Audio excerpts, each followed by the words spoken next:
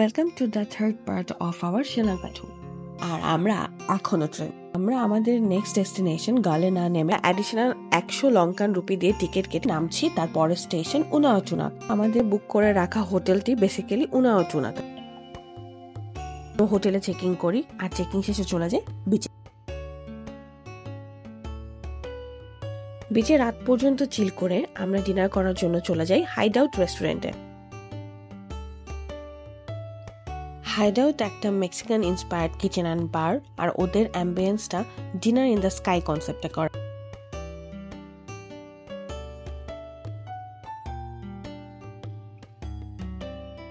We tried their tacos and platitos, আর food কেমন ছিল সেটা আমাদের চেহারা দেখে বোঝা যাচ্ছে। Even their music choice was amazing. They have so many pets, আর কুকুরটা স্পেশালি পুরোটা টাইম আমাদের পাশে বসেছিল। ডিনার শেষ করে আমরা পরে সারাদিনের জন্য স্কুটার রেন্ট করার জন্য চলে যাই বুমেরাং বাইক রেন্ট শপে। সারাদিনের জন্য 2000 লঙ্কান রুপি বিনিময়ে আমরা একটা স্কুটার রেন্ট করি পাসপোর্ট জমা রেখে। পাসপোর্ট জমা না রেখে $200 জমা রেখেও স্কুটার রেন্ট করার সুযোগ ছিল। বাড়তি সতর্কতা হিসাবে এবং পরবর্তীতে ঝামেলা এড়াতে আমি বাইকের একটা 360 ডিগ্রি ভিডিও করে রাখি এবং সেটা ওনারের মোবাইল নাম্বারে পাঠিয়ে রাখি।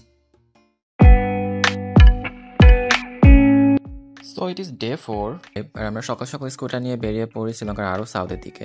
শ্রীলঙ্কার এই সাইডটা ওয়েস্ট ফেসিং হওয়াতে সানরাইজ দেখার সুযোগ নেই, তাই ভোরে বের না হয়ে এমন সময় বের হওয়া। পথে বিচ দেখানোর নাম করে ওকে নিয়ে আসি রোপ সুইং স্পটে। এখানে 500 শ্রীলঙ্কান রুপির বিনিময়ে 5 মিনিটের জন্য রোপ সুইং করা যায়। এই ধরনের অ্যাডভেঞ্চার অ্যাক্টিভিটি ওর অনেক পছন্দ, তাই ওকে সারপ্রাইজ দিতে নিয়ে আসা। এখানে রোপ সুইং ছাড়াও আরও অনেক ধরনের অ্যাক্টিভিটি আছে। এর কিছুটা সাউথের দিকে আমরা চলে যাই ফ্রগ রক দেখতে। এটা মূলত একটা ন্যাচারাল বিচ রক, যেটা দেখতে অনেকটা বসে থাকা একটা ফ্রগের মতো। এটা দেলাওয়ালা বিচেরই একটা পার্ট। এখান থেকে আমরা চলে যাই আজকের প্ল্যানের সাউথ মোস্ট স্পট কোগোলা বিচের স্টিল ফিশিং পয়েন্টে। মূলত পুরো শ্রীলঙ্কা জুড়ে অনেক জায়গাতে এমন স্টিল ফিশিং দেখতে পাওয়া যায়, কিন্তু এই বিচটা অ্যাপারেন্টলি সবচেয়ে সুন্দর এবং ইজি অ্যাক্সেসিবল। এখানে একটা স্ক্যামের কথা বলি। এই যে ভদ্রলোককে দেখতে পাচ্ছেন, ইনি মূলত প্রফেশনালি স্টিল ফিশার, যিনি মাছ ধরার জন্যই ফিশিং করছেন। কিন্তু মাছ ধরার প্রফেশন বাদ দিয়ে কিছু স্টিল ফিশার এখন এটাকে টুরিস্ট অ্যাট্রাকশন হিসেবে করেন। টুরিস্টরা টাকা পে করলে তারা ওখানে গিয়ে ছবি তোলার জন্য পোস্ট দিবেন, এবং যারা টাকা পে করবে না তাদেরকে ছবি কিংবা ভিডিও করা থেকে বিরত রাখবেন। এটাকে মোটিভেট করে স্থানীয় গাইডরা, এবং তারা প্রফেশনাল স্টিল ফিশারদেরকে বাধ্য করেন কম্পারেটিভলি দুর্গম জায়গায় গিয়ে ফিশিং করার জন্য। দুটোই অনুচিত, তাই অনুরোধ থাকবে শ্রীলঙ্কার ঐতিহ্য স্টিল ফিশিংকে বাঁচিয়ে রাখার জন্য টাকা পে করে স্টিল ফিশিং না দেখা। ফেরার পথে বিচের পাশ জুড়েই ছিল Habaraduwa police mess. Man, that view! এরপরে আমরা যাই মার্টিন উইক্রমাসিং ফোক মিউজিয়ামে। This museum celebrates the life of renowned author Martin Wickramasinghe and the Sri Lankan's rich cultural heritage. It showcases author's personal belongings, literary works, and an extensive collection of artifacts from traditional village life, including tools, crafts, and transportation modes. Set in a serene and traditional environment, the museum offers a glimpse into Sri Lanka's rural life history and culture. Sri Lanka island হওয়াতে এর চারপাশ জুড়ে অসংখ্য beach, এবং প্রতিটা beach different এবং অনেক সুন্দর। কোগোলা বিচে কুইক স্টপ দিয়ে আমরা চলে যাই লেট ব্রেকফাস্ট করার জন্য বিচ হোটেল অ্যান্ড রেস্টুরেন্টে। ফুড অর্ডার করতে করতে ওর সাথে দেখা হয়ে যায়, অনেক প্লেফুল আর ইন্টারঅ্যাক্টিভ। আমার সাথে সাথে আমার কমেন্ট শুনে ও বারবার ঢেউগুলোর সাথে ভেতরে যাচ্ছিল, আর পরে ঢেউয়ে আবার দৌড়ে বাইরে আসছিল। ওর সাথে বিচে দৌড়াদৌড়ি করতে করতে আমি আমার মানি ব্যাগ হারিয়ে ফেলি with 6 ATM cards, cash and 2 SIM card. হোটেলের স্টাফ আর ওনার অনেক হেল্পফুল আর কর্ডিয়াল ছিল। অনেকক্ষণ বিচে এবং সিসি ক্যামেরা দিয়ে খোঁজাখুঁজি করার পরেও না পেয়ে ওরা আশেপাশে হোটেলগুলোতে জানিয়ে রাখে যদি কেউ খুঁজে পায় ফিরিয়ে দেওয়ার জন্য। সাজেশন থাকবে বিচে চেইন ছাড়া পকেটে কিছু না রাখার।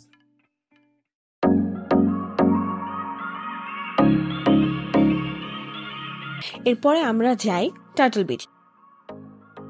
টার্টল বিচ হলো উনাওটুনার একটা popular beach, popular for being a tranquil and picturesque spot, known for its serene ambience and the opportunity to see sea turtle in their natural habitat.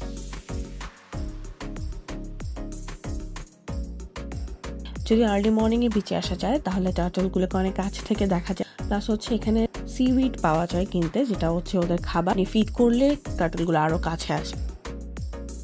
অন্যান্য বিচগুলোর মতো খুব একটা রাশ না থাকার কারণে it's ideal place for relaxation, swimming and snorkelling.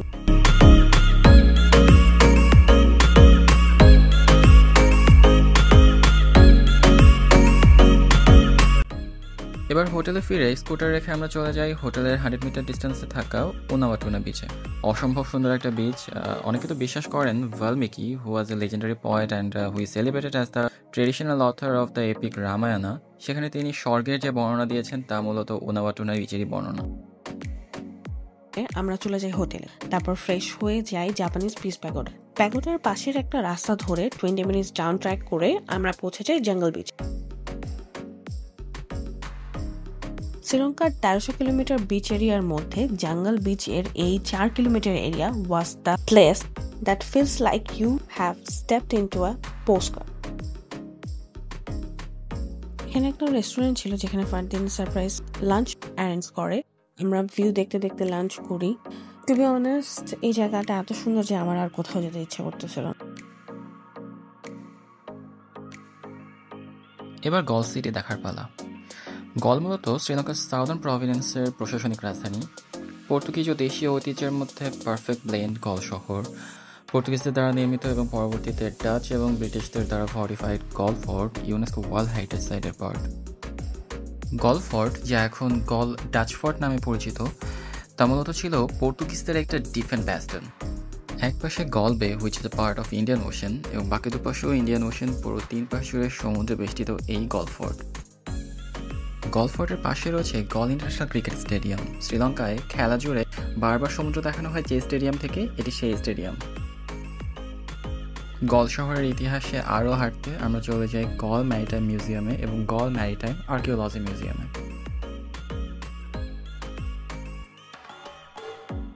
চোখ ধাঁধানো সুন্দর, পরিচ্ছন্ন আর ঐতিহ্যে ঠাসা এই শহরের অলিগলি ঘুরতে ঘুরতে আমরা চলে যাই গল লাইট হাউসের দিকে। গল লাইট হাউস শ্রীলঙ্কার প্রাচীনতম লাইট হাউস স্টেশন। 1848 সালে প্রতিষ্ঠিত এই লাইট হাউস টাওয়ারটি প্রথমে ছিল ম্যানুয়াল, পরবর্তীতে 1939 সালে এটিকে ইলেকট্রিফাইড করা হয়, অর্থাৎ লাইট অ্যাড করা হয়। তখন থেকে এখন পর্যন্ত এটি শ্রীলঙ্কার পোর্ট অথরিটি ব্যবহার করে আসছে। লাইট হাউসের পাশেই রয়েছে গল ফোর্ট বিচ, আর এই পুরো শহর জুড়ে রয়েছে অসংখ্য souvenir shop, boutique, jewellery, hotel, restaurant সহ আরও অনেক কিছু।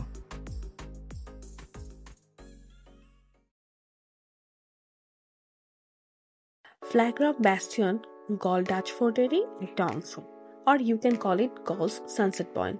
ফোর্টের সাথে থাকা এই ব্যাস্টিয়নটি 400 বছর আগে পর্তুগিজরা তৈরি করে, যেখান থেকে পতাকা দেখে সমুদ্র থেকে আসা জাহাজগুলোকে সামনে থাকা পাথরগুলো সম্পর্কে সতর্ক করা হতো। রাতে আমাদের সিফুড ট্রাই করার ইচ্ছে ছিল, আর সে মোতাবেক আমরা চলে যাই ফ্রেন্ডস রেস্টুরেন্টে। উনাওয়াটুনার one of the best seafood restaurant এটি। Best and fresh quality seafood এবং সি ভিউ সিটিং অ্যারেঞ্জমেন্ট, আর কি চাই। 7000 লঙ্কান রুপিতে আমরা এই প্ল্যাটারটি ট্রাই করি, যেটা ছিল too much for two. Here we start for our day 5. Early morning tuktuk নিয়ে আমরা রওনা হয়ে যাই মিরিসার উদ্দেশ্যে। মিরিসাতে যাওয়ার রাস্তাটা অনেকটা মেরিন ড্রাইভের মতো, কিন্তু তার থেকেও বেশি সুন্দর। সো নেক্সট এপিসোডে দেখা হবে মিরিসায়, যেখানে আমরা স্টে করেছিলাম মিরিসার এমন একটা রিসর্টে which had the private beach and the best sea view. Till then, take care.